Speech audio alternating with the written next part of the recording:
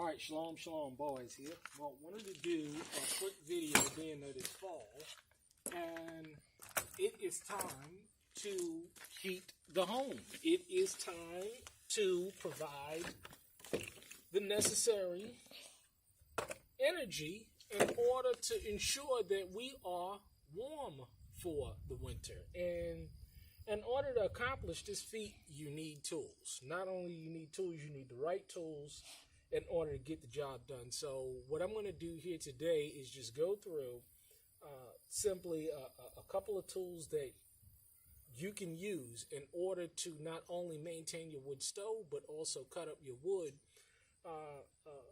so that you have not only good, clean wood to burn, but you can cut it efficiently and effectively as well as maintain your stove. So let's get on to it. Now, the primary tool that I use is definitely going to be the Ms250 Chainsaw. Now, a lot of people like Husqvarna, people like Stihl. Yeah, personally, it really doesn't matter. I'm a Stihl guy. As a matter of fact, Pastor bought me this chainsaw many years ago, and then it broke, and then I went ahead and just got another one. But one of the things that you're going to have to learn how to do is maintain your chainsaw. So not only do you have chains, but you have extra chains that you should always store.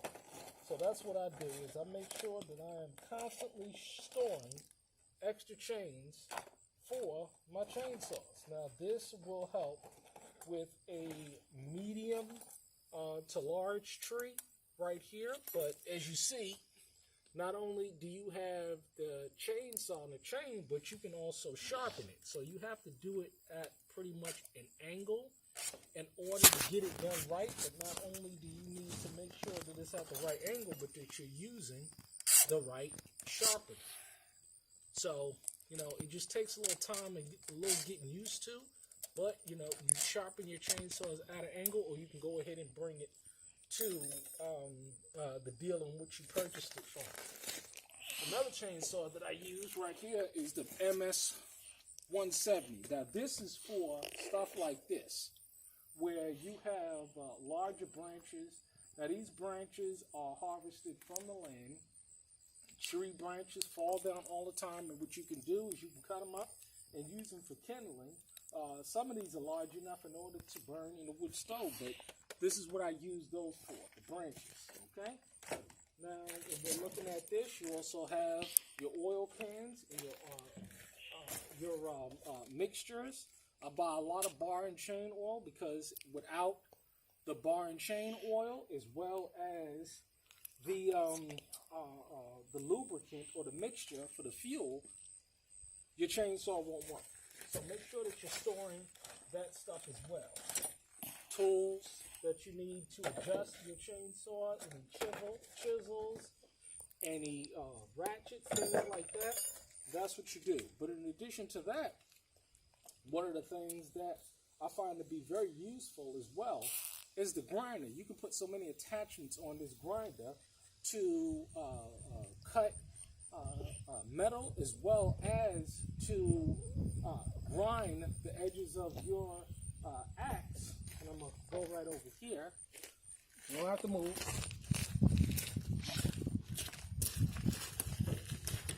This is a perfect example right here of something that you would use the grinder for. And this is to cut small branches. But when you see here, right here, these pieces need to be grinded down and sharpened every once in a while. So you need an angle grinder in order to do that. And what it does is that it basically just cuts the branches a whole lot more smoothly. So you have this. In addition to that, a couple of axes. I mean, I don't even see the axe that I have over here. But as well, you're going to need an axe in order to ensure that you can cut up and chop up your wood afterwards. Not only is the grinder useful for sharpening your blades as well as your axe, but in addition to that, you can use it with a different attachment to cut the blocks of your wood stove, due to the simple fact that all of the blocks come each uniform or each stove does not allow you to completely put in blocks just the way they have. So you're going to have to cut the blocks. So you're going to need different types of drill bits. Masonry drill bits will work. This one is for cutting metal, steel. Another one for masonry bits, things of that nature. In addition to that, you want to have a wire brush tip on one of your impact drivers to clean out your wood stove. So around, so when you have to replace the gaskets on a wood stove, this is good to clean out the old gasket, to clean out all of any residue of any glue. So you just go right around, clean out the gasket, put in the new glue, put in the new gasket, close the wood stove, and that is done as well.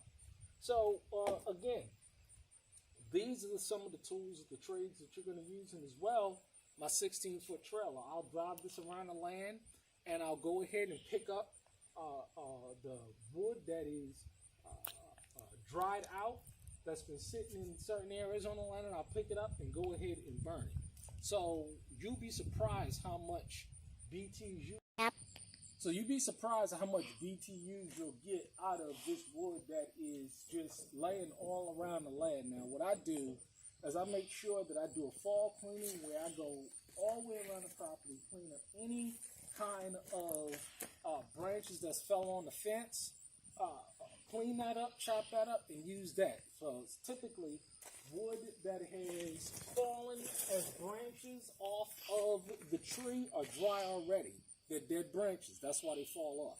So these are good to go ahead and burn and give yourself some kindling as well as BTUs. We can have at any given time 4 wood burning stoves, at the minimum 2 going at any given time on a land. So it's so important to ensure that you have the right kind of firewood as well as the tools to maintain your wood fire as well as your wood stove, accumulate wood, cut wood, store wood, all of that is necessary.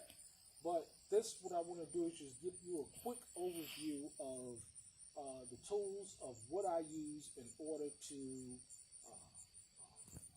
secure up the wood and keep warm for the winter. All right, shalom.